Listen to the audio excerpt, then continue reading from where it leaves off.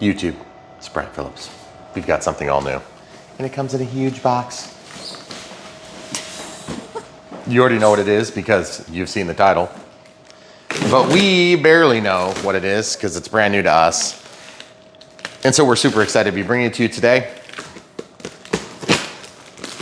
We're gonna cut this open. It was packed with care, repacked with care as an early sample. Yep.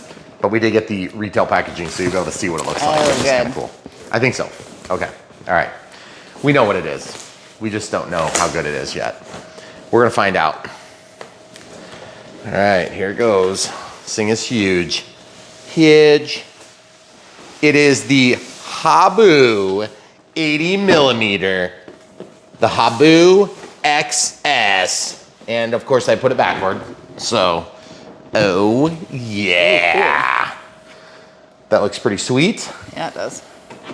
So I want to point out a couple of things that I didn't know until I read some stuff, okay? LEDs, landing lights, and nav lights, tail light, retracts, which is something I didn't know was going to be in there, which is super awesome. And it's optimized still for slow flight speed, which is pretty cool. It's got, what do they call it, a full house? But it does have AS3X and safe. So they're calling this a beginner level or a skill level 2 rather than beginner level. Ooh, but here you go. Now you can see the retracts right here. So we're hopeful that they're gonna be awesome. And there's less cheater holes, as you can see, which is good. I don't think a lot of people are gonna fly the 80 and belly land it, but I suppose you probably could. But we're gonna find out right now. So without further ado, we're gonna open this up. The Habu XS 80 millimeter EDF. Pretty cool. Sport jet for intermediate to experienced pilots. So they're not calling it a beginner airplane at all, okay? Now that's one big claim that we have on Brian Phillips RCs. We're full truth, nothing but the truth, so help us God. Because at the end of the day, we wanna make sure you guys have a good experience. And a big part of having a good experience is getting the right plane at the right time for your skill level. And also for your technology, what you're equipped to handle, AKA, do you have the right battery? Do you have the right transmitter? Do you have the right skill set? And we're gonna help get you there. If you're not where you wanna be, you're in the right place here on Brian Phillips RC. If you want something that's maybe not as sophisticated or advanced as the plane we're reviewing, or maybe you want something that's more sophisticated or more advanced, then you can check out brianphillipsrc.com or bprc.me if you don't want to try to spell my name. It's a doozy with an I. So here it is, guys. And this thing comes in at 1113 millimeters wide, but it's 1252 long. So it's a really long body, which is pretty cool. Look at that. Sun was made for that picture. It was. Pretty cool. And as you can see, it's packed up nicely. One of the things that we like about E-flite models is that we rarely have issues with packaging. We have had a few issues over the years, but they've been extremely minor. Okay, so we'll just unfold stuff. There might be something right here, so I'm gonna check this first. Oh. Looks like a nose cone, maybe. Okay. I don't know what that was. It looks like I kicked a stone or something. We're gonna pause and double check. It was a rock. But whenever you kick something like that, that's inside of a, potentially inside of a plane box, double check. That's a very small nose cone for a relatively big plane. Ours was right here. I think yours is gonna be right there, okay? In this thing, okay? So sometimes we get early samples, they don't get packed up exactly the way that you're gonna see. But in this case, shouldn't make a big difference. Just wanna make sure we point out the disparities between what we experience and what the average Joe is going to experience when they ship these in the full retail packaging. In this case, we do have the retail packaging, which is nice. This comes apart in 2 pieces actually. So it comes apart here and opens off. Now, for those of you that are unfortunate enough to have to take apart, disassemble planes, this plane should be good for that, okay? So we have the fully painted, and it's got a glossy paint. Plastic reinforced edges, supposedly throughout. A347. You blocked my light. Oh, sorry. This is a 9-gram digital metal gear servo, okay? Ball links. And as you can see, just looks really gorgeous, really nicely finished, and really detailed. So that's awesome. Nice smooth finish though, not a lot of pitting, not a lot of bubbles. So you're gonna give them a close-up shot of this. So as you can see right like that, decals are really nice. Again, this isn't really like a scale plane. So I guess I call this like a cartoon scale where it's kind of got some cartoon looks to it. I've never really had a big problem with that, but this one has a real pilot, so I'm excited to see how that turns out. I'm kind of a sucker for scale stuff. If you guys hadn't already figured that out on Brian Phillips RC. Vertical stabilizer.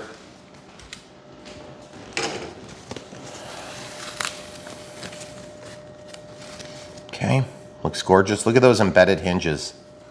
Beautiful. Look at the action on this. It's like perfect. See, underneath? Mm-hmm. That is so gorgeous. Really nice, solid, symmetrical movement.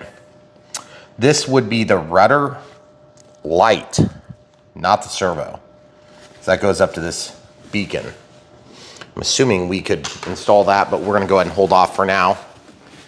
We like to go through the whole Unbox build radio setup with you here on Brian Phillips RC, so you don't have to go into a purchase, especially a bigger purchase like this, without understanding what you're gonna expect. Didn't cut my tape very good. Just let it rest, it won't hurt anything. Okay. Just let it down. Okay. More foam to protect the foam from the foam. But if you have questions, you can certainly leave them in the comments below. Looks like we have just a couple more pieces. I'm being careful because this is a really gorgeous plane. Okay, so a couple things that look different and new. Look at those wheels. They are hollow in the middle and very thin, low profile tire, but softer, which is cool. Beautiful gear doors, adjustable, infinitely turnbuckle style adjustments, but look at how nice and smooth those are. That's gorgeous. And lots of extra room for people that want to get excessive throws. And hinges are very heavy duty here. Looks like that's going to pull out and be somewhat of a Fowler flap. Looks like the landing lights are really big. Quick detach wing. Beautiful finish, beautiful fit. So far, we don't actually know what the fit is. There's two lights there. There's two lights there. Those lights look new and exciting, so hopefully they're bright. They're low profile LEDs, which is gorgeous. And this evidently was designed with Evoque aircraft. I don't know anything about that. I don't know if they were involved with the other Habus. I don't know. But I'm just super excited about the retracts. Because I feel like a jet that has fixed gear just never quite looks right. Okay. Tinted canopy, vented, anti-crash beacon right in the center there. Release on the hatch, reinforced plastic all the way around. Look at that. Look where the receiver is. Wow. Super easy to get to, super easy to mount. Smart Spectrum ESC, 130 amps. I only know that from memory. Looks like it's equipped with an IC5, Velcro and Velcro straps, steerable nose gear up front. What the heck is that? Is there like a power takeoff on that for like a landing light maybe? Oh. I bet that's what it is. We're gonna find out shortly. See if this works. Have to pull it, but then it's nice and sturdy and quite stout. Feel it. That's probably one of the more stout canopies we've felt in the past. They seem to be pretty soft. It's got a little bit of slop on it. I'm not sure if that's gonna be a problem. And then wires are easy to land here. Let's show them the 12-bladed fan, which is a big upgrade from what we've had in the past. In terms of accessibility, 2-screw design, and then you can get into the EDF, and then look where the ESC is. Very easy to access, but it is glued in with that weird like silicone style glue, okay? So I don't even know what that is, guys. I would like to get my hands on some of it. I think it's a 2-part epoxy sort of thing, like a resin's like soft, but I really like it. This build is gonna be quick. Yeah. You might wanna get your paws ready because I think it's gonna go together incredibly quick. Look at this, all this reinforcement to hold the wing at that angle. Do we have a nut and bolt sack somewhere though? That I'm looking. I'm looking right here. It is right here. Where's my knife? Oh, by the way, 4,000 through 7,000 6S. We'll just show you what we got charging real quick. 5,000 6S 50C Gen 2, 4,000 6S 50C Gen 2, Gen 1 7,000. Okay, so that's working right now. That's a 30C pack. And we'll just reiterate at some point when we verify that that's gonna be acceptable, because I do not know if it will be, okay? I wanna see how this packs back into the box. Oh, by the way, if you didn't already know this, we're hoping you're seeing this before we go to Joe Nall. Joe Nall's at Triple Tree Aerodrome in South Carolina. And so we do plan to be there and hope to see you at Triple Tree. It's gonna be super fun. We always really, really enjoy the trip. We got our permits submitted and we are working through technical issues to make sure we have a variance we have to ask for on our permitting for the building. And so we are now guaranteed to not be able to start building until after our meeting, which is for the variance. And so now we have no question that we can make it there, which is really, it's good and bad because that's a lot of delay, but whatever.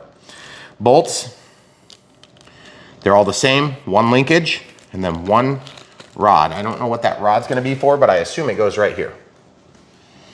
And then that'll go in here, okay? Guys, I just wanna show you the piece count. Look, 1, 2, 3, 4, 5. That's crazy. And then a bag, a nut and bolt sack, which to be honest with you, I gotta say, that is impeccable. We have seen a lot more than 5 pieces on a lot less sophisticated planes. And so I'm hopeful that it's gonna be amazing. Also, while we're over here, I'm gonna be using the the NX10. We have not run out of model memory yet. We don't know when that's gonna happen. When it does happen, we'll report back because Spectrum Airwear is not supposed to support more than 250 models. We have quite a bit over 250 models in our transmitter. So sorry, Spectrum, if you're trying to hide some like dirty secret about how many you can actually have in there, but we have not crashed ours yet. It does get a little bit slow sometimes when we're starting to create a new model, but beyond that, it's been fine. So we're gonna take a minute, clean up, and get the plane stand, and go right to the build. So we forgot to check the bottom, and underneath the bottom of this packaging, there is a manual. So we figured we'd better show you that before we clean up. So we're gonna cut this thing free, and then we're gonna get back to work on picking up, and then we'll come back. So we'll see you in a minute.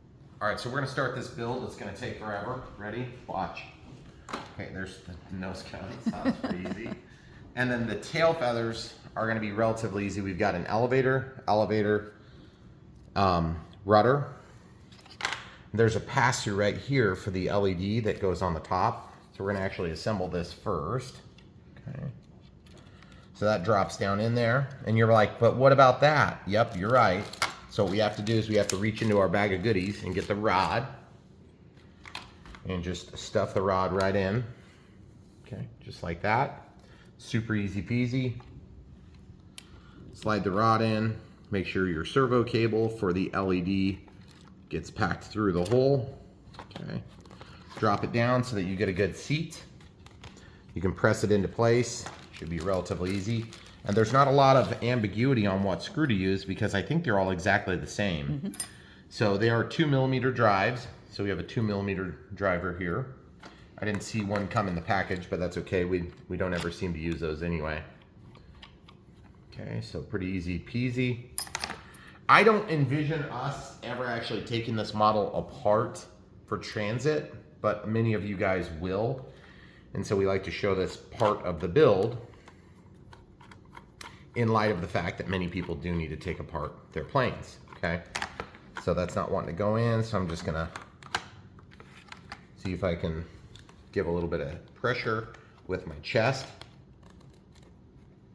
And there it goes. See, we got it going now. Getting good penetration. Now, normally I wouldn't do this, but it shouldn't really matter We can actually put this on now, technically. Now this doesn't have a machined flat right here. It doesn't have a machined flat, but it has a little bit of a friction spot on it. Okay, so when you're adjusting this, if you would just need to hold on to it and then spin one or the other end. Now you might not even need to disconnect it. Let's see if we can do that without a tool, and yes you can. Very nice. Now I'm not gonna sit here and preach that is gonna be perfect for you right off the bat, but because ours is a PSOT sample, which means it was an early sample before release, there is a high probability it's correct, okay? Yours might need a little bit of fiddling with, full disclosure. We're not trying to cover for anybody, just wanna show you that. 1, 2, 3, 4, 5 screws, okay? So, obviously before we put those 5 screws in, we have to land all these cables, okay? So we have an elevator here. Camera crew is gonna take one hand and put it right here, wrap around, that's fine. So there's elevator, brown is down. How do I know? I'm holding it that way. Elevator, brown is up. Brown is now down. Now I can just push them together. Man, that does not feel like it wants to go. You see that? It's not lining up worth a darn. I wanna try again. Yeah, it's together, but it just doesn't feel super stout. Makes me a little bit nervous. Does that make you nervous? Well, plug in another one and see if it feels the same. Like just. Can you reach out a little bit, please? compare. Here, actually, take your hand, put it back here. Yes, that's much easier for Okay, me. thank you. Rudder, elevator, okay? So I want to try to do this in such a way that's as easy as possible. Brown is up this time, because that's the way I'm holding it. I'm blinding myself with the way I grab the cable. Yeah, it went in, just doesn't go any further, okay? So if you're in any doubt, there's one tip you can do that's gonna work every time you try it, and that would be to glue them together. But I don't like gluing them together. Sometimes you regret it, okay? So I am gonna go ahead and tape them together, only because the connection just makes me a little bit nervous if I would yank on that extension cord. So I'm gonna hold it so that it forces the connection, and then I press like that, and then same thing here, and then same thing here, okay? So I'm forcing the connection as I tape. I only concern myself with the side that actually tapes on, okay? I'm surprised they don't have clip style connectors here. So I'm pressing hard on the connector that's sliding into the socket first to try to give me a good, proper penetration. And then I've got good protection from that coming undone. Camera crew is gonna lift up and stay here. This is the rudder. This is also the rudder. Okay, this is obviously the rudder servo, and the other one is just an LED. So I'm hoping this is a Y cable, because both of these say rudder, okay? Can you hold still, please, there, right there? Thank you. So brown is down now. Brown is down. Make sure that you get the connection. Now that little gap makes me nervous, but it's definitely all the way seated. And so just like I did before, now it's gonna be a little harder with the LED. So the LED is just a different size. It's only 2 of 3 pins, okay? So remember, this doesn't need to be perfect. This is just to give a little bit of resistance, okay? Now this extension is gonna be going up. Oh no, I take it back. It is a 3-pin plug. Okay, we'll just lower that down. The red is in the center, the black is down, brown is gonna be down. And obviously there's no signal that hooks up to the LED. It's just stealing power to operate the LED, okay? Now, of course, if you guys are taking this to the flying field and you have to physically disconnect everything each time, then there is an extremely low probability that you're gonna be taping these together. So just use your best judgment, okay? Once you get it together, give it a nice hard press, and that's in there. Now you can let go, thank you. So now there's 2 ways of doing this. I'm gonna lay this down gently. I'm gonna grab the canopy, pull it off, and there's wires that will sometimes be yanked through, and I don't know if that's gonna be true in this one. I can see the wires right here, but you're gonna be super hard pressed to grab them from that spot. So you're gonna have to reach in here, and I do not even know if these are gonna go. Yes, they do, okay? So the options are to pull it from here and pull it back through, or option 2, which I'm gonna go for. I'm gonna take these and press them in gently, but effectively into this cavity. I don't want this screw to go through that nutsert and cut a cable, so I'll be mindful about the way that I stuff all this wire in here.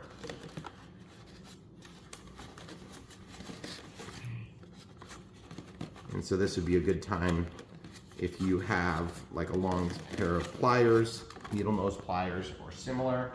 I'm gonna get forceps.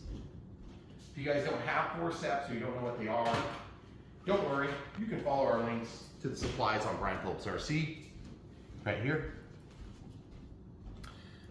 We have something like this that you can get. The bent tip seems to be the more popular one for us. I'm gonna go down like that. Nose cone popped free, which is fine. I'm gonna lift this up. I'm gonna get a different and better view. By the way, if you guys didn't know this, when you film yourself doing things, there are certain angles you can't do while filming, but you could very easily do while just building for fun, okay? So use those angles to get yourself where you need to be. Of course, we're always trying to film. Okay, I've abandoned my efforts because it's really ticking me off. And so I'm gonna untangle and undangle. Then I'm gonna come up here and I'm gonna go the other way this time, okay? I'll show you how this route works because maybe it'd be better to pull it back through and then stuff it back in here. I do not know. I'm gonna see which one I get first. Try to do it one at a time-ish sort of thing. Okay, this one, yep, that's going, okay. Then I'm gonna grab a second one, nothing. The third one, nothing. There's another one. Okay, so that must be the other elevator one. Okay, good. Then I'm gonna grab another one that looks slacked right now. Nope. Ooh, here's one. Nope. Nope. I don't know if you guys can tell what I'm doing. I'm just guess and check until I get them to where I've got the longest ones. Okay, so the elevator ones I've got real clearly now. And these ones must be the rudder. Oh, there's the LED one, yeah, looks like. Nope, those don't move. Okay, so now I'm gonna go reverse process of engineering. I'm gonna pull the other way, yep. I can see them move now, and that is this one. Or it's just pulling on that as well. Come on. Yep, got it, finally. There it is, guys. Yep, it says rudder on this end too. It goes to a Y cable. Man, I don't know why they have a Y cable. It goes all the way back. That's very bizarre to me. Okay, so you see this? They wide straight off of the receiver. So they have like a short little jumper cable and then a Y cable that jumps down and goes back. I need you to hold this here. Thank you. I'm gonna see if I can get lucky enough. Yep, there's one. There's the other. Sometimes you can't do this because the ESC's in the way, but on this, the ESC's mounted like right in the middle of where it needs to be. The other thing too is you have to be careful when you do this because if you pull too hard, you'll disconnect your connections. Now I pulled a little bit back, you can let go. I'm gonna pull just a little bit back so that they're about even. Then I'm gonna work them in. I'm gonna double check my connections. 1, 2, 3, and it looks like, where's the fourth one? The fourth one's already up in there, so I'm gonna go ahead and actually throw caution to the wind on that one, guys. My apologies in advance. Hopefully it doesn't cause a problem. Okay. Now, you don't want this to drop down in here into the EDF duct, because that would be not good. Cause all sorts of resistance. You might even disconnect the wire because this plane will go like 120 miles an hour, level flight.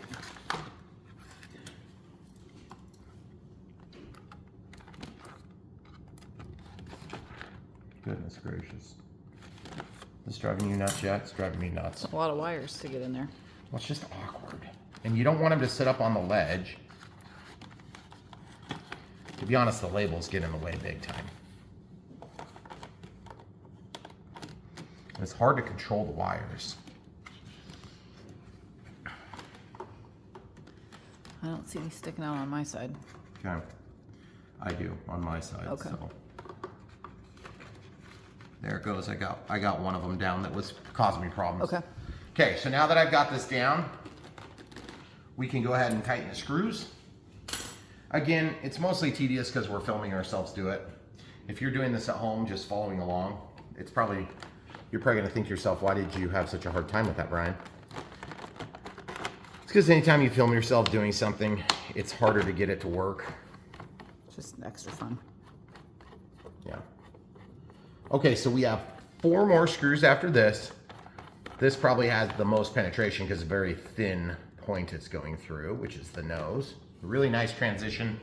Tiny, teensy, tiny, a little bit of color mismatch there, but it's pretty close. It's not perfect, but it's close. And it looks like they fully painted it gray and then they jigged the yellow on top. So we'll see. I'm gonna drop that screwdriver in, or screw in rather, and see how it feels. 2mm drives on all of these again, folks. If you don't have a 2mm drive, these have proven to be really good. We've got links to that on our supplies tab, and we got them as a gift from one of our subscribers, which is super nice, and we've actually super enjoyed them. So, is that Tom that sent those? No, I think Rick sent those. Rick sent those. Okay, yeah. I'm sorry. Sorry, Rick. Sorry, Tom. It's hard to remember. It's been so long. Tom sent the WIA ones. Yeah, and I which think have been Rick really sent good that too. set. They're good when you get down to the smaller stuff. They're like German. These are like Chinese. But they've been really good. Like, we haven't had a bit of problems with them. Are those the ones that you can take out and chuck in your drill? Yeah, but the WIA ones you can usually chuck straight in. Not all of them. Some are too big.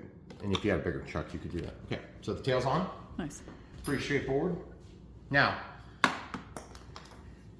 that's twice I've knocked off the tip, so it's good to know that it holds on. It's actually got plastic reinforcement around it, which is unusual. So as you can see here, it's plastic, goes to plastic, and it reinforces all that. So it's like, it's really solid. Okay, you going back over here?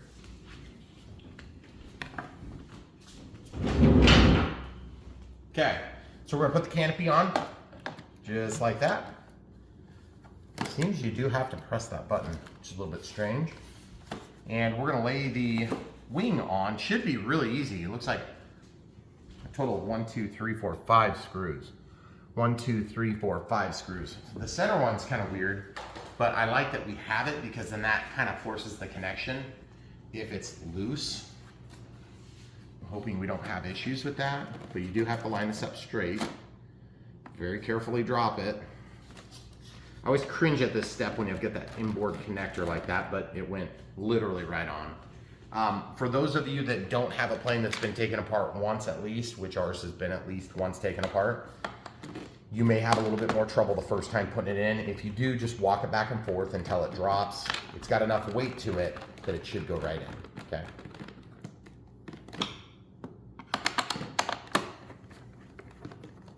Seems to work a little better just loading the screw onto the screwdriver and then dropping it in.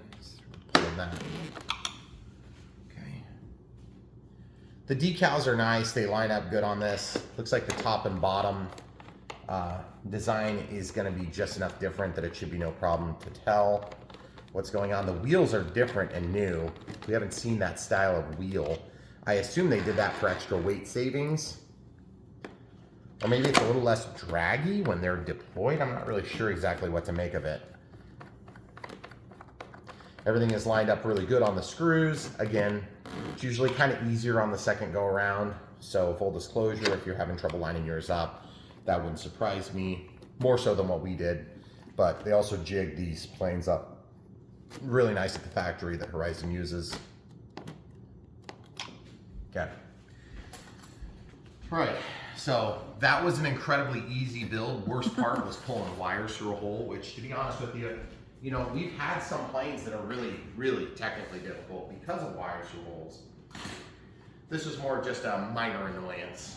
Okay, so battery, recommended size, again, 5000 6S, okay? And that's what we're gonna use, as well as our NX10. Our NX10 gives us more channels than we need because, as you probably already know, with not the latest and greatest, but the previous firmware update batch, we got up to 14 channels on NX6, NX7E, NX8 is 20, NX10 is 20, NX20 is 20, IX20 is 20, IX14 I believe is 20. I think so. IX12 I think it's 20. It's 20 as well. But I don't know on the IX12, full disclosure. So there you have it, guys. It looks really nice, looks beautiful. It's not surprising looking because we've seen the Habu before. But I gotta say, having that sleek, wheels up look is really exciting. And I gotta say, they have gone back to a little bit more of a swept wing design on this, it looks like. I don't remember this angle being less than square, but I could be mistaken on that. It is not something I wanna, you know, have people check me on because I could be wrong on it. But it does look a little bit more sporty, and I gotta say, good size, should be easy to handle in terms of getting in and out of the car and stuff like that. But if you have to take it apart, take off the wing, it'll go really easy. Leave the tail feathers where they are because they should be pretty easy. And also on this plane, I don't think we're gonna have to do any modifications to the elevator control horns or dig out any foam for the linkage that's buried inside of the middle underneath the vertical stabilizer like we did on some of the more inferior models that were offered in the Habu size class, okay? So for those of you that are watching and following along and in desperate need of radio setup, we're gonna do that next. Radio setup is the last part of the Unbox build. Radio setup in most cases, unless it's a plug and fly and we get obstructed by a top wing or something like that. But this is a really important step where we teach people exactly step by step how we're gonna do it. Now, there may be times that there's minor variations between the NX7, NX7E and the NX8, or the NX10 and the NX8, things like that we're never gonna be able to control. But we do wanna use the most prevalent software application that Spectrum is offering, which is usually going to be in the NX lineup. Even though there's a lot of you that have chosen to use the IX, we assume that you're gonna be more advanced users, and so you're gonna hopefully need a little bit less help, okay? So that all being said, we're gonna go ahead and turn on the transmitter. Once the transmitter comes on, we'll come back to it. Actually, we'll just let that fire on. One thing that we would normally do that we haven't done on this plane, and it's because we got an early sample, is we would take the provided Velcro. There's usually provided Velcro, okay? Point out where the provided Velcro would normally reside there, camera crew. Yep, right there. Okay? So what we're gonna do is we're gonna get some not provided Velcro, and we're gonna make a little patch of anti-slip. This is actually called shelf liner. Now ours is solid, but you can get it in the more conventional shelf liner styles. We actually found that locally at Menards or something like that. If you guys don't have Menards in your area, we have links to stuff like this. This stuff's real cheap. You'll spend like maybe 10 bucks on it. You'll use it for like hundreds and hundreds and hundreds of planes. So you probably need to get about 2 rolls at a time if you watch Brian Phillips RC. Okay, so first step, get your Velcro. Second step, get your scissors. Okay.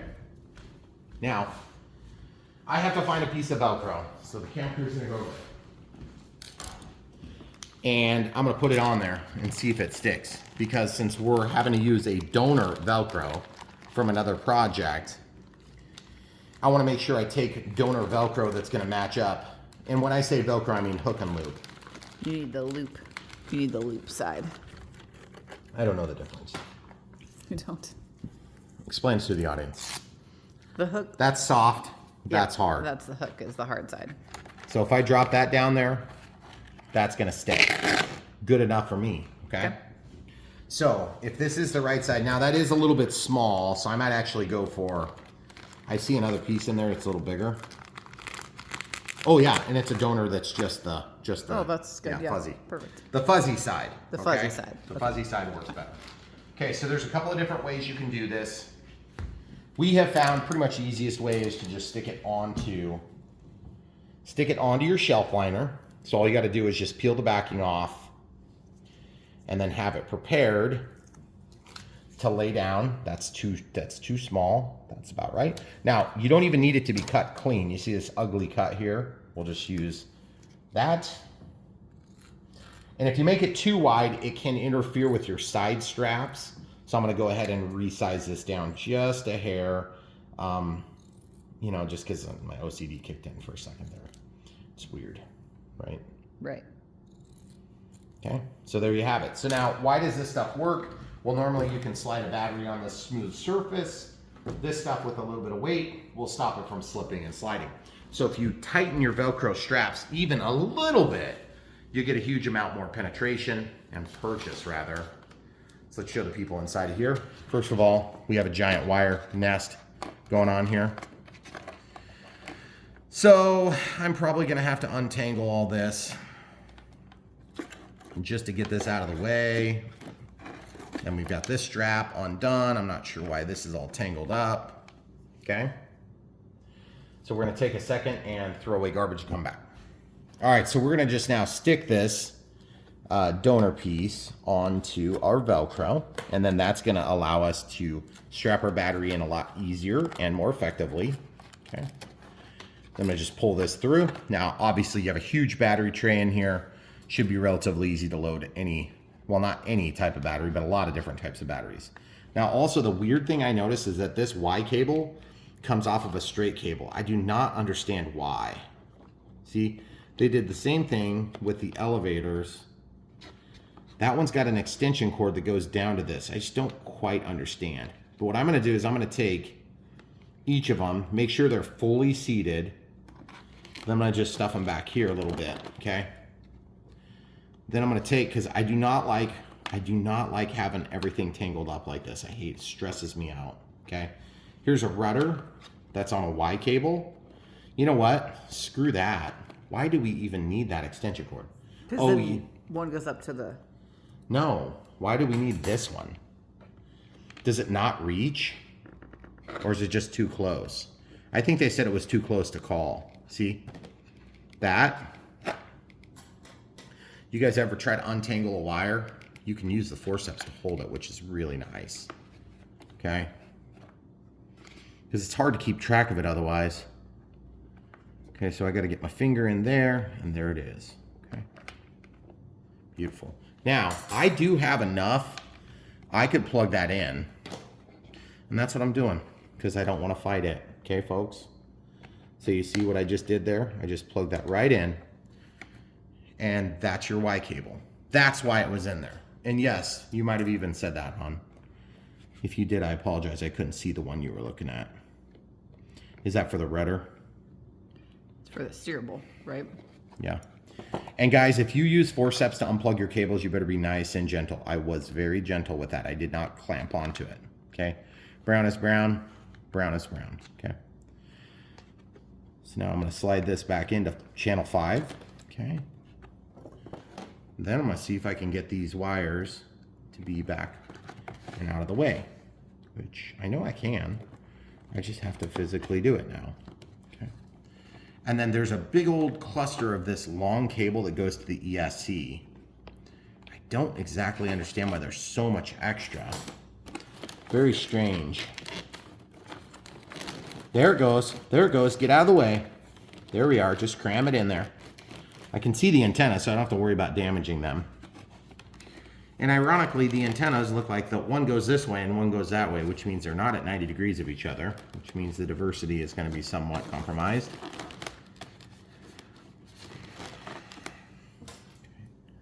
I'm going to reach, this one's giving me trouble right here, so I'm going to clamp onto it and just push that back a little bit. And there will be a point where it's just, you have to say, it's good enough. This is, what the heck is that? Oh, it's only 2 wires. So that must be the programming stuff for the ESC.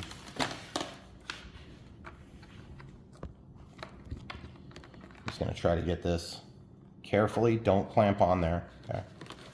See if I can work that back. Work this back. Now this is just an investment in flyability, folks. You don't absolutely have to clean up your wires, but I'm gonna just tell you this, however many planes I've seen from people at the flight fields and at events and stuff, there are 2 types of people. There's people that slob everything in there, and then there's people that are anal retentive like me, and they usually get wires all tidy, or they at least stuff them in an area where you can't see how untidy they really are. I prefer the latter, of course. And then when you go to fly the plane, you don't have all this crap that has to be dealt with while you're in this excitement of wanting to get ready to fly. Because I'm going to tell you, there's not a good time.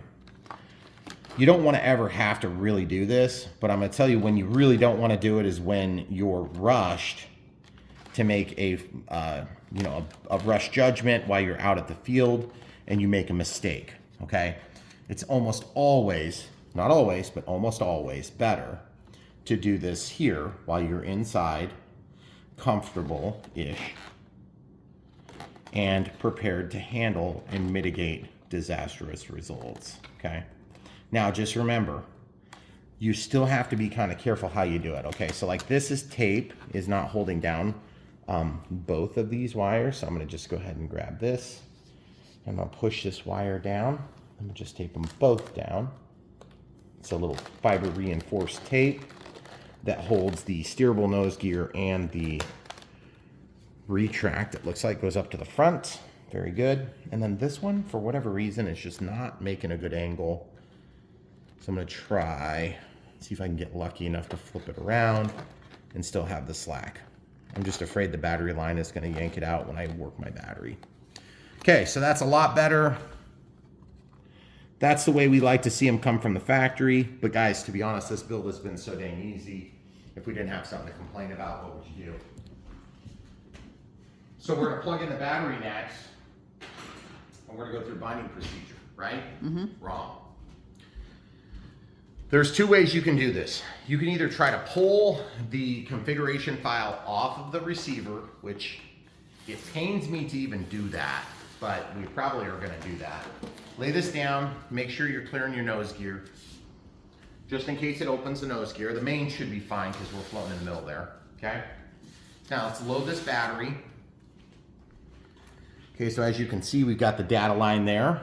Looks like the data line was stuck down. I don't know if they put glue on there or what, but look at that. That's weird. See that? Was that supposed to be like that? That is bizarro. Never seen that before that I know of. Okay, so we're gonna undo this Velcro. We're just gonna get that out of the way a little bit. We'll be prepared. Now, most of you guys might like putting Velcro on your packs, and that's fine. If you like that, I don't mean to take anything away from anybody's different ways of doing things.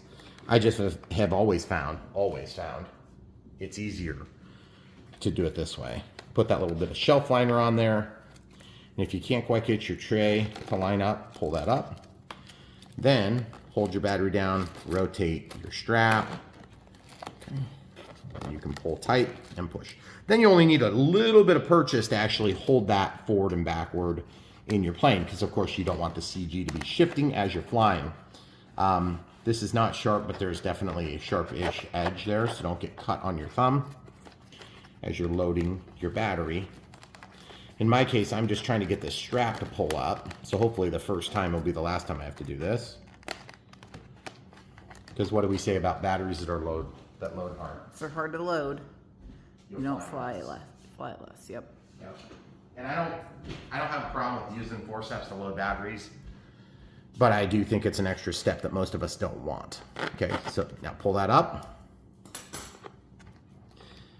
And by the way, in terms of being critical of these planes, we get pretty nitpicky when they're this good. You have to be, because this is really a good plane. So, okay, hold on. I hope it flies half as good as it's gone together, because it's been pretty dang easy. All right. So now the other thing we haven't talked about is center of gravity, because technically we plan to fly this on 5006S. Okay, so we'll just roll this around, and I don't want to plug it in yet. So what do? I take the negative lead, which is the round one, and I only plug the negative in to simulate a connected battery. Okay, so that'll hold everything. I mean, you got to remember the battery connector and cable is one of the heaviest things in this plane. Obviously the battery itself is heavier, but it's part of that component, and you want to get that structure in the same place so you can check your center of gravity. So how do we figure out what the center of gravity is? Well, generally on a Horizon model, we're just going to flip to a page that shows it, and it looks like we're 125 plus or minus 10. So a 20 millimeter center of gravity range. That is a big range. 125, right? Yes. Well, it's 120. My apologies. Oh, by the way, I didn't even notice it's Hawkeye colors. You didn't notice that yet? And it just occurred to me. this does say to check with the model inverted and the gear down. Okay, so we're gonna check it with the model inverted. Yes. Okay, so look, I can go to 125. But you only actually need to go to 115 because it's 125 plus or minus. Okay. So there's 115. Okay. So where are they measuring from? Okay, where the wing attaches. Okay, that's pretty standard, but that's always ambiguous because of the roll on there. I'm gonna go out here between the marks. I'm gonna do my best. So that's our front hole.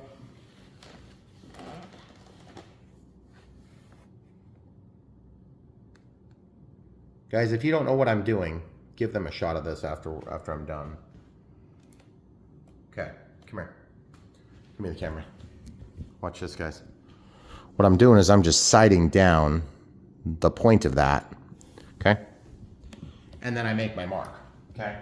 So once the mark is made, I take my felt marker, which in this case is just a standard Sharpie, not an ultra fine, and then I darken the hole so that I can find it quickly and easily. Some of you are thinking that's cringeworthy. I kind of get it, but at the same time, I want the center of gravity mark enough that I'm okay to actually finish the model that way. Now, do I wish it was marked so 135 now? Mm-hmm. That's crazy. Yeah, really big range. This is, you have to use a little bit of judgment here, okay? So there's that. Now I'm gonna check it. I'm gonna go to 20, and look at this, guys. I'm gonna lock it at 20. Okay, so 20.02, good enough. And look what I did. Yep. Now I can come back here, and I can go boom, just like that, right? So there's two ways to skin that cat. You can get one measurement and then work from your first if you trust it to be a trustworthy and good measurement, or you can measure from the leading edge each time. Now remember, there is a certain amount of error in every measurement. It's a lot easier to measure 20 millimeters than it is to measure 125. And it's certainly easier to measure 20 than 125, especially given the fact that you're measuring from an ambiguous endpoint on the wing. Show them what I mean. Where does the wing end? Point. Are you sure? Or is it where it sweeps? Here. Or is it where it actually runs into the model? Here or where it actually is it down attaches? below where it goes forward? And that's always been one of our concerns with the measurement points that have been provided by pretty much virtually every manufacturer. Yeah. Now, they're giving us admittedly a 20 millimeter range. It's a huge range. So I don't think we're gonna have a big problem with the center of gravity on this model. Let's actually test it with the gear up. Okay. And see how far off. Now, full disclosure, they suggest testing with the gear down. Why? Because you don't land with the gear up, generally, okay? In the center of the range, it's tail heavy. In the back of the range, still tail heavy. Front, quite tail heavy, okay? A tail heavy plane on AS3X Plus for an advanced pilot is usually going to be flyable with that much tail heaviness, okay?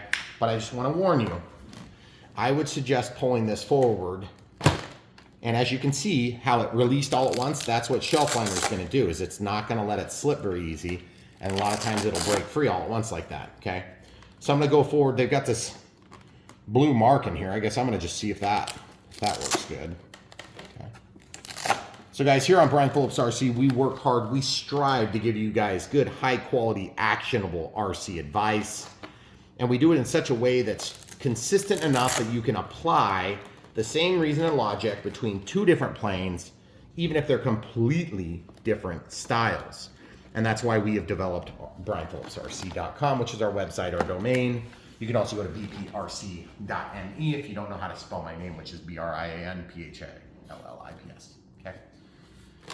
When you get there, you can find all sorts of planes sorted by type and or brand, distributor, hobby shop, whoever we worked with to make the video. I'm on the back hole now, and it's balanced.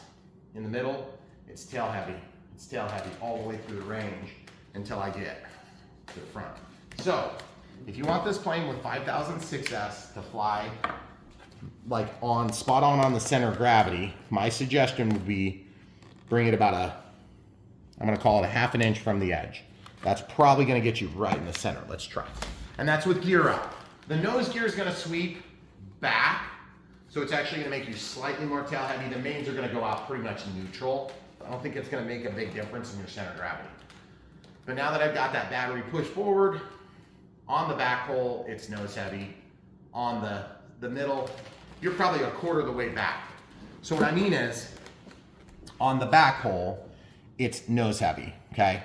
About here, it balances perfectly, and I would like to get it there for the sake of the example, okay? So look, I'm gonna push it all the way forward until we hit the bulkhead, 5006S, Gen 2 Smart Pack. You can press it down, the canopy, the latch. Okay, so now, I'm gonna go right to the middle with the pad of my middle finger. It's kind of hard because it's a bigger wing. It's got a deep cord on it. And it's pretty close. Now, let's call it 4 6 2/3. No, let's call it 5/9 of the way back. Jeez. It's just barely past the center, okay? 5/9. 5/9. So perfect ratio. Just go 5/9 back. So what I like to do, in addition to marking the center of gravity obnoxiously, I like to mark what type of battery. Why? Because I don't remember. I forget. Okay. So right here, I would normally mark on the side. This is plastic, by the way. So you see I've got this battery right here. This would be 5,000 milliamp hour. Okay, and that's a 6S. And it's going forward, okay? Just like that. That's how I like to do it. Now, do you have to do it that way to find success? No. Do you even have to mark your plane? To be honest, no, not at all. You're supposed to be able to fly this on up to 7,000 milliamp hours. That's a pretty big battery for this. The thing, you'll be able to make it nose heavy then, if that's what you're wanting. Yeah. But I don't know how the ESC is going to handle it, so I'm just going to defer to the 50C packs. I don't even know if they make that anything more than 30C. The 7,000? Yeah. Okay, so without further ado, there's 2 ways you can set up your radio setup. I'm going to just show you both. I'm not going to show you the full setup for both, but I'm going to show you where you would look. Okay? So in the manual, if you want to go through a full setup, what you're going to do is you would go to this page, page 7, and you're going to find the one that you're using. So in our case, it's the NX series. Okay? We don't want to block the manual in case you guys are looking at the other ones. And you're going to follow these steps, okay? Looks pretty straightforward. 165.30, 3 and 7% for the elevator compensation. Okay, that's fair enough. And it looks like they did a high and low rate here. And they separated them out C, F, G. We're going to put all those on F. This is such an easy setup. I do not want to waste my time. I think you should just set it up. I'm just going to set it up. You changed too much stuff. We changed too much stuff. I don't want to go in and change everything. So we're just going to do it my way. Can we bind it so that you can show them where they would do it? Yes. Okay. Okay, so listen. What you have to do no matter what is you have to create a new acro. Okay, so cancel and back shortcuts you in, or you can click and scroll all the way down. Okay, so I'm going to just cancel and back, add new model, create. So this is an acro. Okay, if you were to go to like a sailplane or a heli or a quad, then they have different graphic for that. And this is, you can also change this type in the system setup, but I wouldn't suggest it because it'll clear everything that's on there. And by the way, this is one of the symptoms of having like 275 or 300 models in your transmitter. It's going to get slower. Okay. So then model, whoops. And then plus the other thing is my scrolly wheel is starting to be kind of a little bit weird. Okay. So you notice how it jumped down? You'll get that. So sometimes I have to, I don't know if you guys can see, there's a little bit of movement there. And I'm sure Spectrum would be able to fix that for me, but I just don't want to have the downtime, so I'm just going to go with it, okay? It's not enough to cause a problem, and if I really have issues, I take alcohol on a Q-tip, and I just wipe this, and then I work it, and then I dry it, and then I'm done. And I get like black residue, like oil residue off, okay? All right, so first things first. So we're going to go to model name. So obviously we need to name this. So this is going to be probably the most tedious part of it, but we're going to type in Habu XS 80 millimeter and come right back. All right, so it says the Habu XS 80 millimeters. Okay, so we can walk out. Aircraft type. This is where you would look over here and it would tell you what to select. Okay. Airplane model type by choosing airplane image. Create airplane aircraft type. Wing, 1 aileron, 1 flap. So instead of normal, you'll scroll to one aileron, one flap, then hit next, and you can select the image, which they do have an image that's pretty similar, I think, right? Yeah, there we go. Okay. So walk back. And then flight mode setup. Now I set these up on flight modes. You don't absolutely have to do it that way, but that's the way I like to do it. So I'm gonna use switch D. It's gonna give us 3 modes. The spoken flight mode, this is where we're gonna set up, highlight, cancel, cancel, clears it. Then I'm gonna type in the word AS3X, which stands for Artificial Stabilization 3-Axis. So AS3X. And for those of you that have trouble keeping up with me, you can click on the gear icon in the lower left-hand corner of your screen, and you can change the playback speed on YouTube. AS3X. Speak, and then we'll scroll way down here.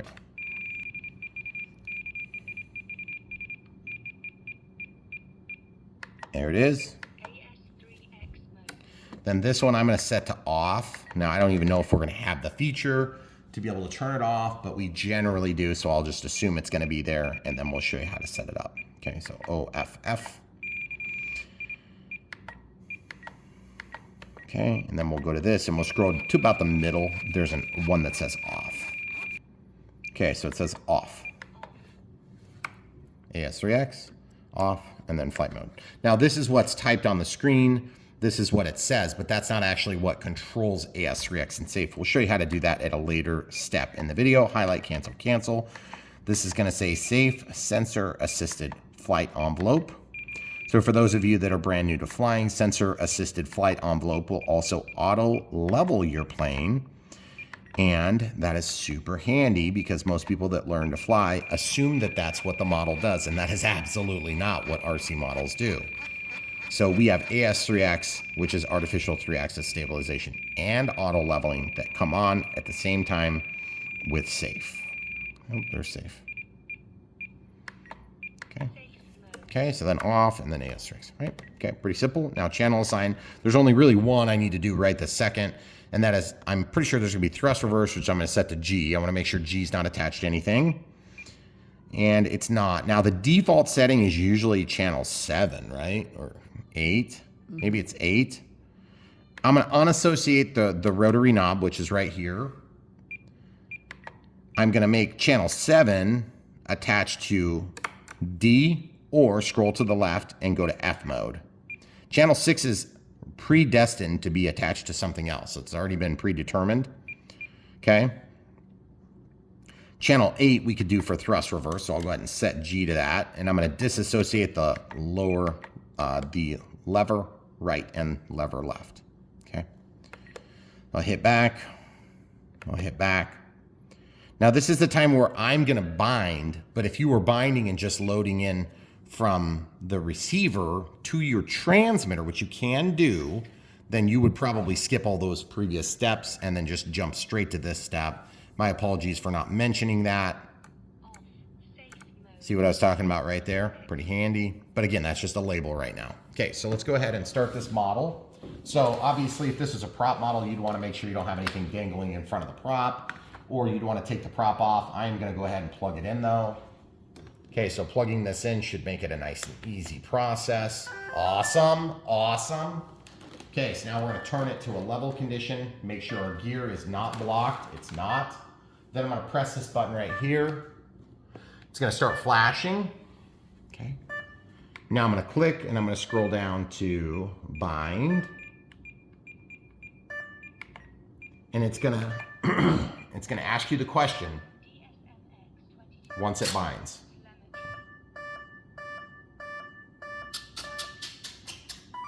One dance. So AS3X is already active because the model was already played with at the factory for testing. Yours will not be active, okay? Receiver contains a preloaded smart file. Do you want to load? And I'm gonna skip this time, okay? If you do not use the smart transmitter file, you will need to set the model file up according to the manual for proper operation. Confirm, okay? Now, it's literally as easy as that, as turning that on. But again, okay, now we can see the rudder. Holy crap, look how much that rudder moves. Wow. That is a lot of play. Elevator up, elevator down, both sides are moving, ailerons left and right, and the flaps are not associated yet, so nothing happens yet. Now gear up, gear down. Oh, sweet. And the landing lights turn on when the gear come down. So sweet. Oh, it's soft too. Wow. Look at the lights. Yeah. Whoops. Oh, that is so sweet. Cool. And then they flash. They alternate. Alternate. Oh, that is sick. Okay. Oh, I gotta love it. That is so dang cool. Okay, so as usual, Horizon has outdone themselves. Now they just need to keep doing that on every other plane to the end of time. Okay, all right, very cool. So now we're gonna click, we're gonna go to servo setup. So we had to move for the sunlight, folks. So rates and expo. Okay, so I wanna make an assignment to switch F for each of them, okay? With 0 position, the top position being 5, the middle where we're gonna start flying to 10, and then the bottom being 20. And then what we're gonna do is we're gonna back off the rates just a hair on the top end so that it gives us an out. You always want an out when you're setting up your model the first time. That gets it a little bit softer, a little bit more spongy, and a little bit tighter depending on what you need. We're gonna start there, hope for the best, and if it's not enough, then we'll come back. Now you'll notice that that's not drastically different from what they suggest. Each of these switches are separated out. I don't wanna be thinking about 3 switches while I'm flying, okay? So the high rate's 100 with 10, which is where we're starting. And low rates are 70 with 5, okay? I don't like losing throw. I'd rather have more expo and full throws, okay? Personal preference. Subjectivity warning. Did not mean to go on that menu. Sorry, folks. I should probably clean my scrolly wheel. Just show the people if it fixes it. Maybe we can bring it to Joe Nall and have our buddy fix it. Yeah.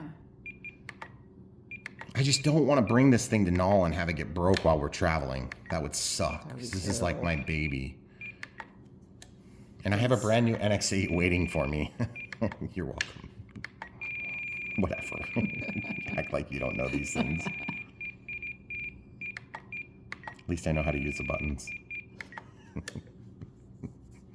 Okay, all right. So we've got, as you can see, ailerons. They're all the same. Ailerons, elevator, and rudder. See? They're all set the same, and we're all going to be set in the center. Okay. So then throttle cut, of course, we want to turn that on. Always a good idea to have throttle cut on. And we're going to look down here. It says minus 100. It's not working, which is what we want because throttle cut's on, throttle cut's off. Yep. Okay, good. So that's good. So it is working. Then that activated AS3X, it sounds like. So now I need to go down to flap system. We're going to attach it to switch B. They already gave us the cheat sheet, so we can just go with what they've got. Position 3 and 7. So 1, 2, 3, and 7. That's about right. We usually do 6 and 10, but this is a little bit less. We've noticed that AS3X Plus, which this has AS3X Plus, and I forget to mention it sometimes, but AS3X Plus is well defined. It is a little bit more crispy than AS3X, just so you know. And they did not separate out the nose gear. So if you want to separate out the nose gear, I guess you're gonna have to put in a new receiver. Bigger receiver, which I was a little annoyed about, but whatever. They gave us flashing lights and landing lights. They shouldn't complain. By the way, these are not in sequence. See? Different sequence. I like that. Okay. All right, so what do they suggest? They suggest for flaps. Where's flaps? It looks like 65 and then 100. What? 30, 65, 100. That's weird. So they want them at 30 all the time? No, position 0 is 100. What? I don't know if that's right. I think you might need to rotate them. Oh yeah, that's gonna pull it up to the home parked position. Okay, so there's 100. Then they want a 65.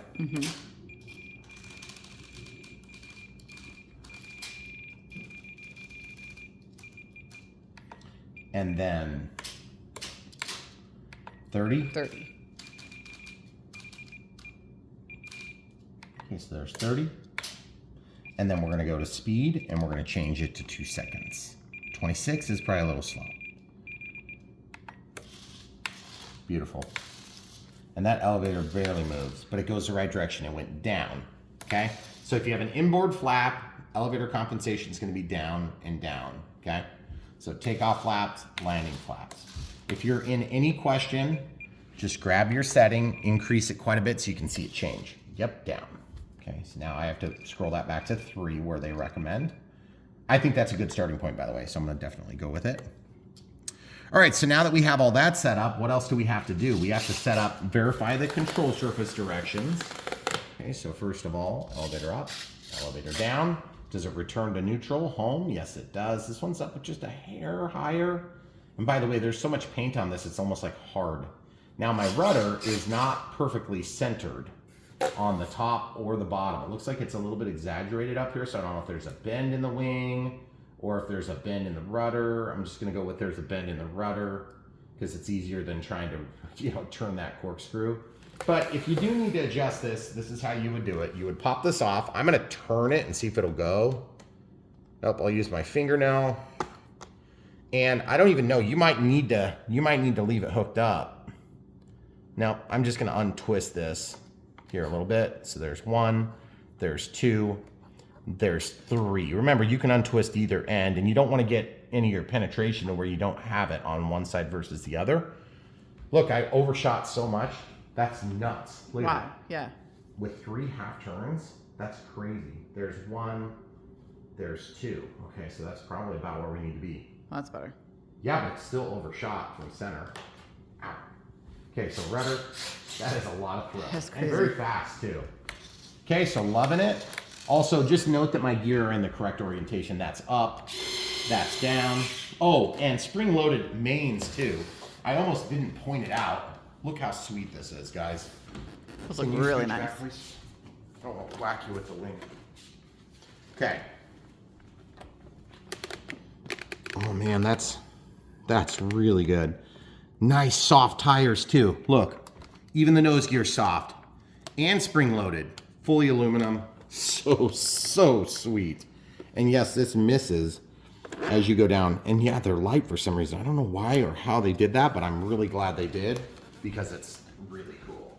Okay, so let's put it back on the plane stand because that'll give us a little bit more flexibility for the AS3X setup if we have to do some of the things which I don't think we're gonna have to do. Okay, so first things first, we should be about done with the book. Did we miss anything? I don't think so. Not in here. Flaps, throttle cut. They don't have anything in here about reverse thrust. Okay, so let's do reverse thrust. All right, so reverse thrust. Hit cancel. Okay, so from this screen, oh, we don't have a timer. Let's go to telemetry first. Smart battery. Nope, don't want that. Nope, don't want that. Definitely don't want that. G-force. Holy cow, you can do alarms for how many G's you actually put out. That is awesome. That is cool. I've never seen that before. Smart ESC. Okay, so I don't want a tone. I want voice.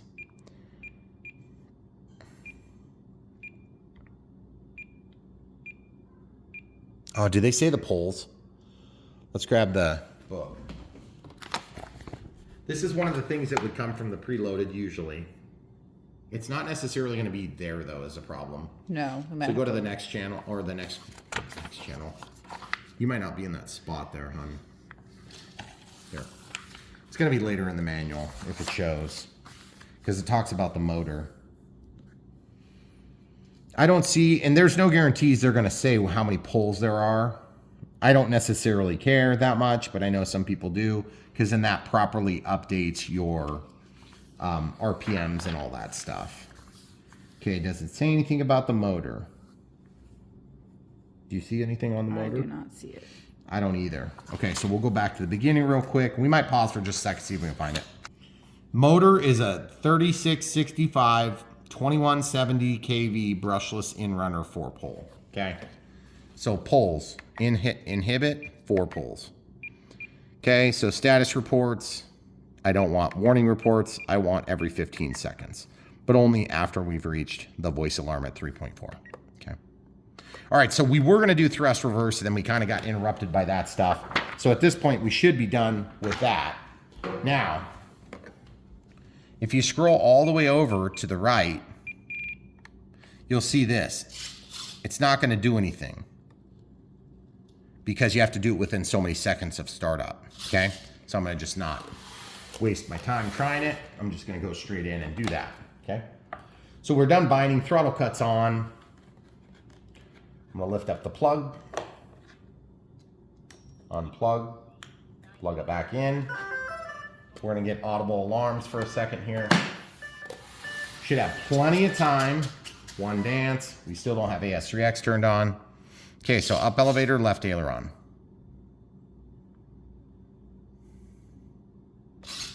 Right aileron, up elevator. Okay, so now we're in the menu. Use this stick to go down and up, and left and right to actuate.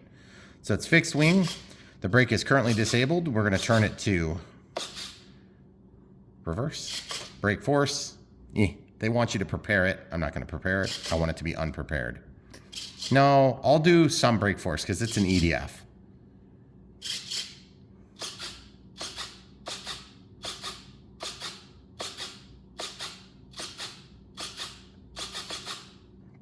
We'll do 3.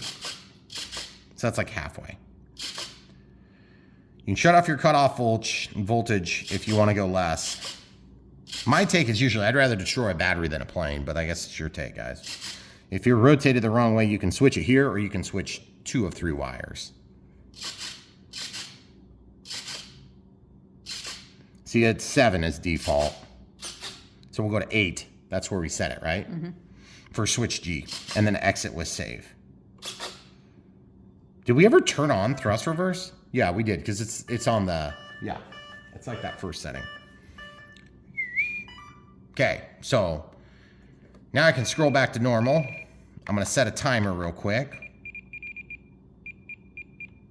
I have no idea how long to set this for, but I'm gonna go ahead and set it for 3. 1 out, on, whoops, on. At 1 minute, I want voice. At 20 seconds, I want nothing. At 10 seconds, I want a voice countdown. At expiration, I want a tone and vibrate with a tone every minute thereafter. Okay. Throttle cuts on, start moving. Everything's hunky-dory. Hit cancel to clear. Okay. All right, throttle cut is currently off. Forward thrust should be working. It is. That was probably really loud. I'm sorry about your speakers. Okay, so now channel G is over here. Now I already know what I need to do, but I'm just show you. You guys see how that went to minus? Throttle cuts off. That's forward. That's reverse. That's reverse. Throttle cuts on. So what position are we in? We're at 100 for minus thrust and minus 4 forward. But if you restart your plane, it should start in forward thrust in most cases. Okay, so we need to switch either the direction of travel or do digital switch setup. We're gonna do digital switch setup. Select, switch G. So I want my forward switch to be minus 100. This should be easier for you if you have non-jumpy scrolly wheel. Okay, so there's minus 100. Then I want this one to be locked at plus 100. That'll be thrust reverse, and then we'll set up pilot fatigue. One of the biggest reasons we like Avian ESCs is because we can depend on thrust reverse enough to have a pilot fatigue setting. Mm-hmm.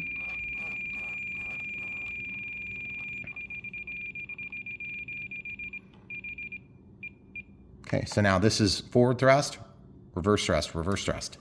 Now let's test my theory. Hold the plane, throttle cuts off, a little bit of thrust, reverse thrust, and reverse thrust. And back to forward thrust. Throttle cuts on. You want to show them the switch? From here? Okay.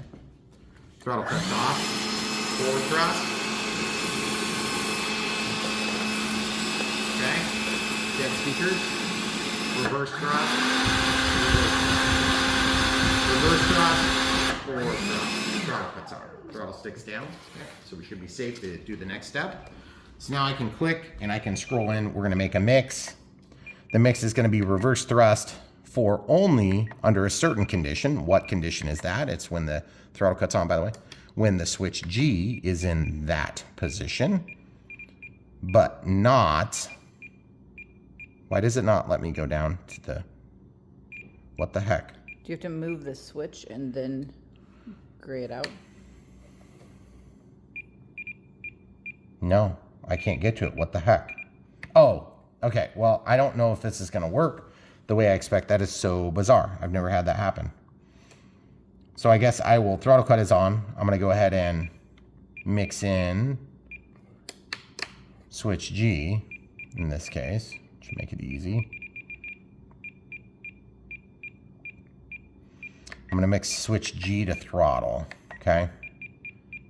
There it goes. That was so weird. I want it on here, not there, and not there. So if you made a mistake and made mixes in those, they'll just disable themselves. Throttle cut is on.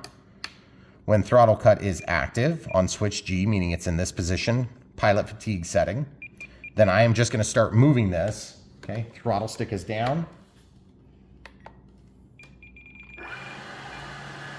So that's reverse thrust. Nope. Throttle cut's on. I don't need to go anything crazy. Okay, let's see what happens. Okay, now I'm going to do an offset because I can look right here. Throttle cut is on. When I do that, throttle doesn't change. Okay, but when throttle cuts off, look what happens. We're only at 27, not full. Okay. Okay, so I'm going to highlight this offset and I'm going to make that change.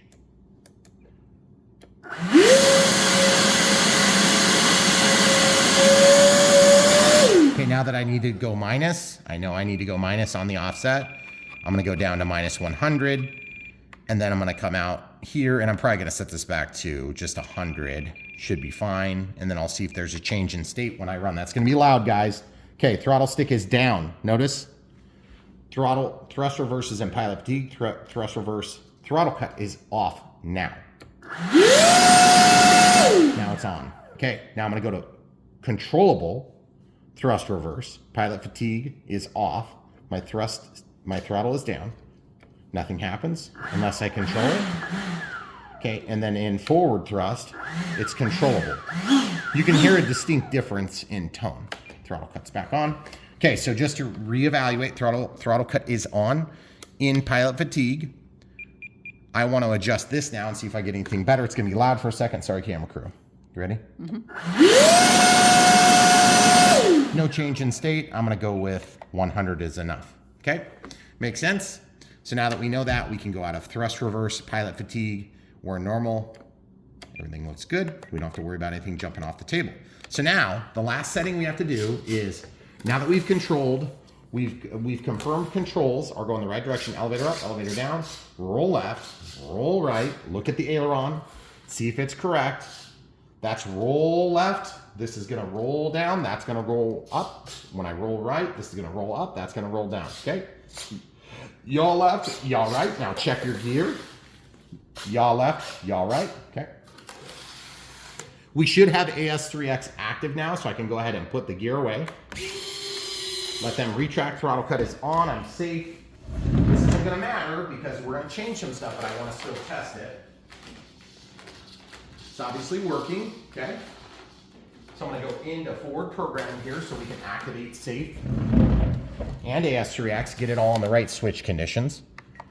So remember, let's talk about this before we jump in. What is controlling this switch? Flight modes on aux2, okay? So now we're going to go down to forward programming. I'm going to turn on advanced menus. If you guys need to do a factory reset, you can go in here and do a factory reset and set it back to factory setup, and then you can go in and change and build your own model, okay? But I'm going to go into gyro setup. AS3X settings, gains, showing you what the gains are. You'll notice it's not changed. Ooh, it did change. Okay. So now I need to go to priority Everything's the same. Now you guys are probably thinking, why is there only 2 and 3? What about 1? Well, that's because safe is preserved for that.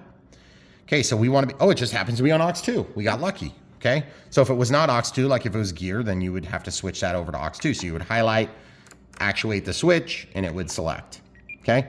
You should also be able to scroll down to gear, flap, aux 2. I don't think it does FM for flight mode. Nope, so you just do aux 2. Okay, now I want in this mode to be off, but we can't change it until we turn it on here. This is like the master control, whether it's on or not. Now look what happens. All of a sudden we can see 1, 2, and 3. Okay, so this is gonna be, safe is gonna be off, but in this case, because we'll have to flip our D switch upside down, I'm just gonna treat it backward, okay? So this will be eventually safe.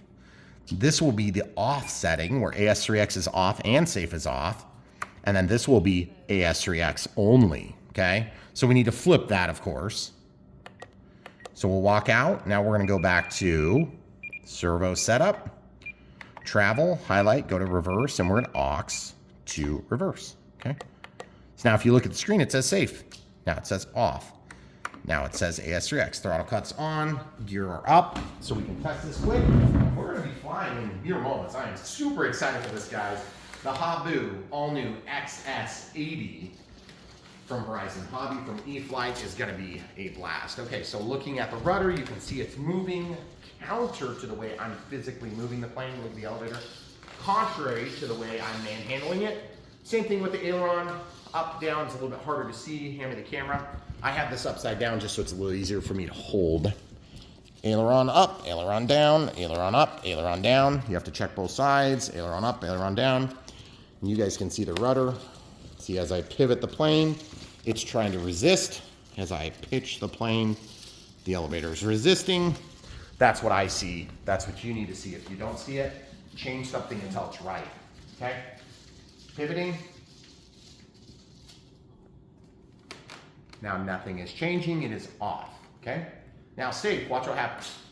Trying to find the quickest route to level, and it did. Now look at the elevator. Trying to find the quickest route to level, trying to find the quickest route to level. Okay, pretty cool. So now, we can lay that down. Now, I know there's at least one guy who wants some help with this, and it is opening up the flight envelope in safe, okay? So I don't know if you're gonna be able to do this without doing a full factory reset. So go back into forward programming. We have everything turned on, everything's working. Other settings. Okay, so it's not in there. Gyro. Now you should be able to see all 3 modes, but there's only one that's on because we only had one on. Is that the same numbers you were seeing before? Yes. I didn't pay close attention. I don't mess with the stop lock release rate, just so you guys know. And there is a next on this screen, okay? So it looks like if you're trying to set up safe so that you can change your bank angles to allow for a more wide, like up, wide down, wide left, and wide right, you're gonna have to go through a full forward programming, other settings, factory reset, and then you'll set it up like a plug and play, okay? So now, for the sake of this video, since this is a brand new release from E-flite, we don't want to confuse the issue, but we know at least one guy has been asking us to help him with that. If you need help with that, the beauty of Brian Phillips RC is that we have done tons of plug and fly planes, and many of them are sitting right there. Now, a lot of times E-flite are not plug and fly planes. You can technically buy this plane as a plug and fly, but I would highly encourage you, anytime you buy an E-flite product, especially if you're using Spectrum, you'd be crazy to get anything other than the bind and fly, because it's usually a better value, okay? Because you get the expensive receiver, you'd have to go out and buy that right away. But if you're gonna like basically max out all the throws and everything, and you need it for whatever you're doing, crazy, tail heavy flying, 3D crap, then you might end up putting an 8-channel receiver in here. You might wanna make this act like a full-length aileron, even though this can only go to level, okay? Keep that in mind if you do that. Some ailerons, some flaps can be actuated up. This one barely can do that. And you'll notice that it is up a little bit. Did you see that? Mm-hmm. Do you show the people? Yeah, sit up on both sides. It is up. Yeah, it is a little That is what they called for in the manual. They say to level that in the manual. And this, I'm not doing it. Why? Because I want this thing to be a little bit more slippery. And there's one thing you can do with a high profile wing, especially, but not just high profile, all planes pretty much. If you run this as a spoiler, you're gonna spoil not only lift, but drag to a certain degree. So you will be able to go just incrementally speedier, okay? They do that on sailplanes to make sailplanes fly a little bit faster. They will bring up the flaperons or the spoilerons, and that will help speed up the plane a little bit. And it's usually attached to the throttle stick, because when you have the stick all the way back on a sailplane, then you would have a crow configuration come out. And usually about halfway through the stick position, which would be like normal throttle setting, then the wing will be clean, okay? But then when you go faster, they kick up spoilers, and that makes the plane go faster, even though you have no unique change in throttle. And then a lot of times they have a switch that runs some sort of like a launch, retractable motor assembly, or a prop that's on front. So it's just different setup. I don't do a lot of that here on Brian Phillips RC, but I have done that a few times, and I find it very interesting. And if you guys enjoyed this video and it helped answer just any of your questions that you've had, I really want to know it in the comments below. Let us know if we're doing the right thing here. There's so many people on YouTube these days that are basically throwing an airplane on a table and disrespecting our hobby by basically giving you zero information other than what you could read on the website from E-flite, okay? Now, some of you probably think we don't do much more than that. Just remember, there's thousands of people over the course of the last 10 years, thousands of people that have said, I wouldn't be flying because we watched you and we needed the help. There's a lot of people that need more help than you. I'm talking to you, the guy that's challenging our, bringing something to the table here, okay? We want to bring real, substantive, helpful information, namely how to set this thing up, because this is one of the most expensive tools in your tool bag. And a lot of people that get into the hobby are just overwhelmed and everything goes right over their head because, pun intended, they don't know, okay? And nobody ever took the time to explain all these acronyms within acronyms. It's ridiculous. So speaking of acronyms, FRIAs, okay?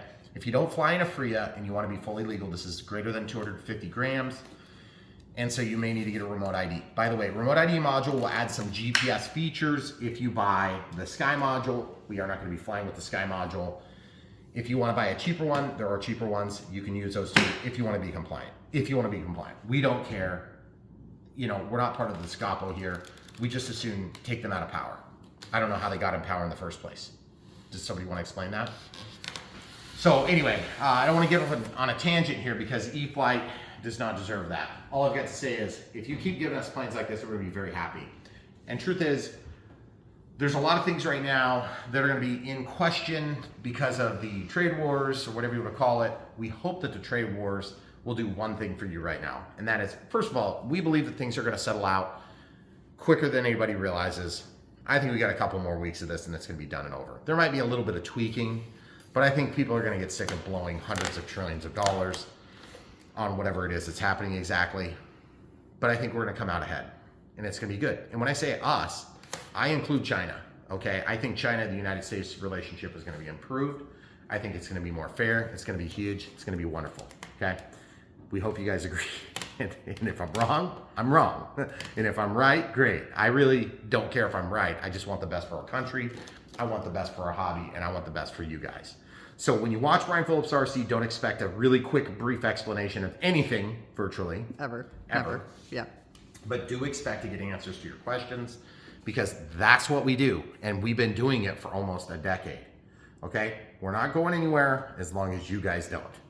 That's our promise, okay? So we will see you at Joe Nall 2025. We're excited to see you there. If you have a plane you want me to fly with you, that'd be super fun.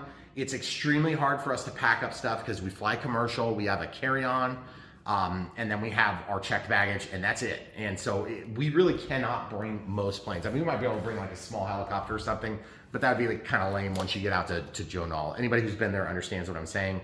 Not to take anything away from small helicopters, but you get out to a 400-acre facility like Triple Tree, and giant scale is where it's at. Yeah. And that's what I want to fly. So if you guys are even regional or close, or maybe even if you are competitive on YouTube, and we do the same thing you do, except you don't do it all stupid, throwing things on the tables and looking like fools and disrespecting our hobby, even you, we could fly. Because that might be kind of fun. Because at the end of the day, we really do love this hobby. And that's why we do insane projects like building this pond, which is used predominantly for the radio control hobby, or the dam runway, which is soon to be finished. And when I say soon, I mean we just have to wait for the county to get their... I'm gonna just leave that out. I'm just gonna say we have to wait for the county to help us to be fully compliant in our requests from our structural engineers. Yeah. Once we work through that, sure, it's gonna take about 4 or 5 weeks, then we will come back and we will reconvene and have full blessing from the county to build the building that we wanna build. That's gonna be awesome. And we cannot wait to share the progress, because at the end of the day, we love this stuff. And by the way, our second large construction project is almost done. If we can clear out the living room, it's been kind of crazy. I love planes, but being hugged by them every night while we sit and watch TV for a couple hours after the kids go to bed, it's getting a little bit old for the camera crew. It is. The And- kids have to like tiptoe through and around Yes, all very of carefully. the things. So, but we do love this stuff, and we're gonna keep loving it as long as you guys keep coming back. If you wanna support us, buy the planes from the links. That's the #1 way you can do it. Batteries, transmitters, receivers, all the stuff you see reviewed on Brian Phillips RC. It helps support us financially by contributions from them, not necessarily from you. But if you wanna contribute direct and you don't wanna have them part of the equation, we're totally fine with that. We have Patreon for monthly support. We have YouTube members for monthly support. We have YouTube Super Thanks for one-time donations, and PayPal for one-time donations if you don't want to be part of one of those sites. And we completely understand there's people that don't want to do that. And we also have a P.O. box. Some people ask like, hey, can I send a check or something? Yes, you can. We don't check it very often, but it's on the website. So just check our website. You can find what you need there. The only reason we include that is not because we're trying to, have our hand out like this. We love this hobby. We put a lot of ourselves into it. If you haven't picked up on that on the first 2,800 videos you watched, you might want to rethink it, because we really do love this. And mostly my wife puts a lot into it, and my kids do. I love it. I would probably do it either way, because I'm just insane like that. I'm a glutton for punishment, but my whole family puts a lot into this channel. And they're doing without a lot too, because we're spending a lot. So anyway, if you guys don't realize that, it's very real. And if you see us at Journal, I'll tell you more about it than you probably wanted to know. All right, that being said, Habu XS from E-flite. Get them while they're hot. Don't wait. I say that rarely. If it's any good and you've watched The Maiden and you like it, don't wait. Don't wait. Order today. Get it from the links. You'll support us. If you don't want to do that, we have the other things we just listed, and we really appreciate you guys being here for years to help support us. We literally couldn't do this without you, because I love this hobby, and I know you do too, and we're to get you out of the chair and into the air by telling the full truth, nothing but the truth to help us out. And we have kept good, solid relationships with multiple competitive and headbutting brands for a decade doing it. That's what we want. So stay tuned. So much more from Brian Phillips RC.